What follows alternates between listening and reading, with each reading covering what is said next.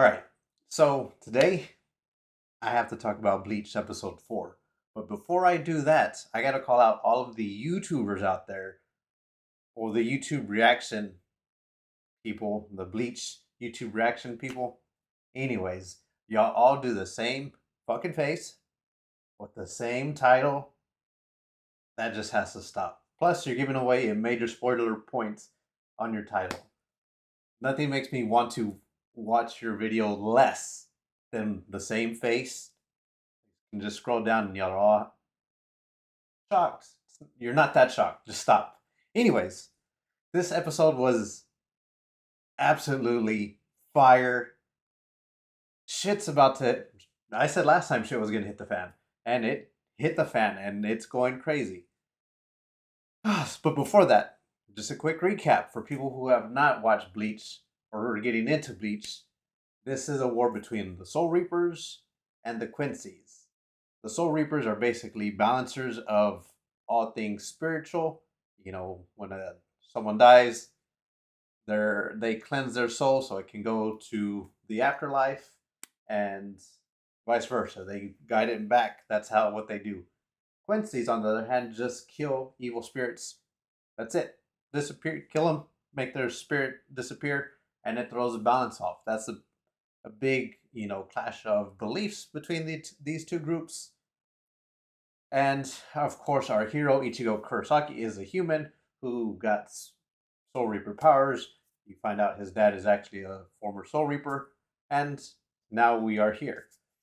We have him in Hueco Mundo trying to save that place right now because some evil, quote unquote, evil spirits, the Hollows or Ungars, came to him and asked him for help.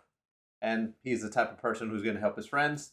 That's where he's at. He's been fighting this Kyogeopi, which is the leader of the um, capture capture group, and he's just doing his thing over there. That part took kind of a backseat in this episode. The main focus was on the invasion of Soul Society, where these Quincy's showed up and completely obliterated all these Soul Reapers. And it makes you wonder, how are they so much stronger than all these Soul Reapers? Because they easily killed thousands of Soul Reapers in a matter of minutes. Well, this is, as the title suggests, this hatred has been there for 1,000 years. And when you have one focus and you work on it for 1,000 years, you're going to become very strong. You're going to come up with a game plan that's going to put everything in your favor. You're going to think about every different possible scenario. So that's why these Soul Reapers honestly had no chance. We see the Stern Ritter, which are basically the generals of this army, come up against the captains. The captains are strong. That's been established throughout the series. But they're getting paired off like most battle animes do. And we see them, exchanging pleasantries or, just throwing shade back and forth. Soul Reapers are freaking out. They're getting scared, with the exception of the captains and lieutenants who are there to fight, who understand that they're going to have to go all out. They know their Bankai, which is the release of their full power, can get sealed away. Or so that's what they think. They're trying to figure out how it's sealed and how to counteract that, because without that, it's not much of a fair fight. These Quincy's, they are very strong. So one of the oldest and most well-known lieutenant that we know of, Renji Ibarai, he comes across two Stern Raiders, and he's kind of holding back. With the exception of the captains, I don't think a lot of people are taking this war as serious as it should be. And Byakuya Kuchiki shows up and he flat out says, "No, we should not show mercy. We have to kill them." It's not like when they fought Ichigo and they're like trying to just stop him or capture him. No, this is a straight, we have to kill these guys. And Byakuya is not holding back. He's fighting the best he can. Finally, he decides to release his Bankai. And it's him and three other captains, Soifon, Hitsugaya, and Komomura. They're all fighting lettered. That's a key point. Lettered Quincy, and they all release their Bankai. And in a matter of seconds, we realize how unprepared our Soul Reapers are. Their Bankai isn't sealed away; it is absolutely stolen. Side note: Byakuya's Bankai has never looked this good. And, of course, when it first came out, it was over 10 years ago. I think 15 years ago, whatever it was. Animation has come a long way, and it looks beautiful. Of course, it is taken away, stolen. Things are not looking good for the Soul Reapers. They realize their Bankai is being stolen, and Hitsugaya, who is a child prodigy, immediately one, his Japanese voice actor is amazing. He screams out in anger or sadness that he lost his Bankai. Voice actor's beautiful for amazing work. But he immediately turns to his lieutenant and says, "Get the message out. They're not sealing the Bankai. They are completely stealing it." So they do that, and all the captains realize, "Oh shit, this changes things." When this is happening, uh, captain of the 12th Division, um, Korosuchi, is trying to find out what's actually going on. He gets mad that these captains got their Bankai stolen because he doesn't have all the information. And they even say within a day he can find out how to counteract everything, but he just needs that time. And sadly, some captains had to sacrifice, get their Bankai stolen. He's upset. Everyone is on edge now. And his lieutenant, or not his lieutenant, his third seat, decides to put out the call to Ichigo Kurosaki. Ichigo is in the middle of a fight, so he doesn't answer, Kisuke's cell phone, obviously. Kisuke answers it, and very nonchalantly is just trying to have a conversation with the third seat of the 12th Division, and he's obviously freaking out. Kisuke, being the great mind that he is, knows things have hit the fan. And he's saying that, hey, this guy's getting mad because he can't seal away Ichigo's Bankai. And the second he says that, the people of the 12th Division, which is the research division, it's a group of the Soul Reapers that's trying to figure out how to counteract, come up with a game plan, basically. They are, thrown off. They realize, okay, there's something special about Ichigo. We need him over here to help us. So that's when Kisuke decides to quit sitting on the sidelines. He immediately one-shots Kyugi Opie, puts a nice hole in his chest, sends Ichigo on his way through the portal, and Ichigo's going to the Soul Society.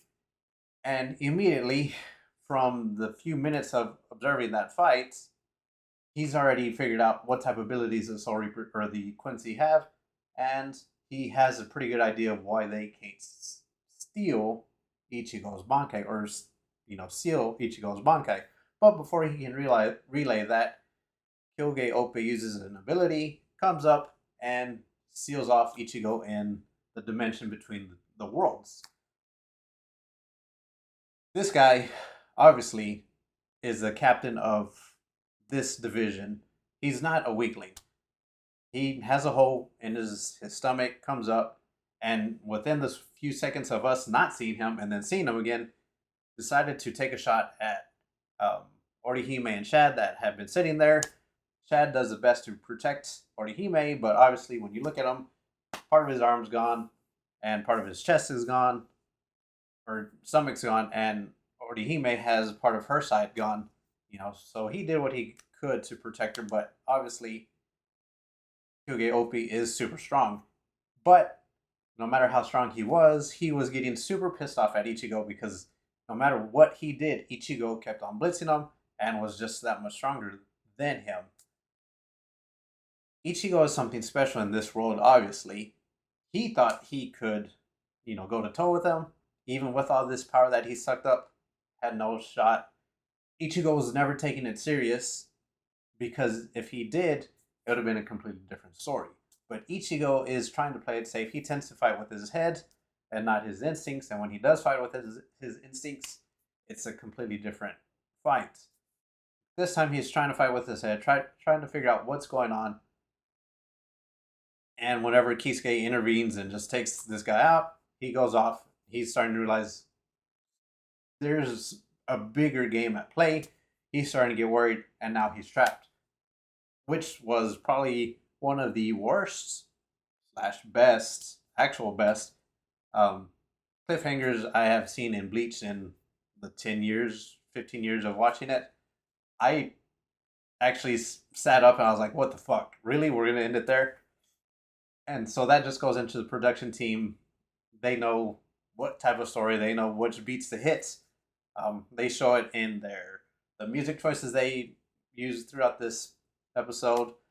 Instead of the action-packed, heavy battle, get you pumped up music, there's a lot of somber, softer, and even some horror-ish songs that they use. These guys are knocking it out of the park at every aspect. Um, and I know some people were complaining about the speed lines, but if you've seen comic book movies, comic book shows, and you've read comics and read manga, there's always that small bit that doesn't translate. And these guys are trying it. There's moments where something happens, there's a split in the screen, and you see a person's reaction as the thing's happening. And that's kind of cool. Normally you wouldn't have that. You would have something happen, the camera would go to this person and you would see their reaction, but no, they're kind of combining the two. It's looks pretty cool, and I'm glad that they're trying this. I'm all for it, and I know they're going to do it more often, so hell yeah, let's see more of it. Also, the effects that they use on the Quincy abilities. I I know some people don't like 3D in anime, and they're purists and they should say it should stay separate. But no, when you do it right, it just looks good.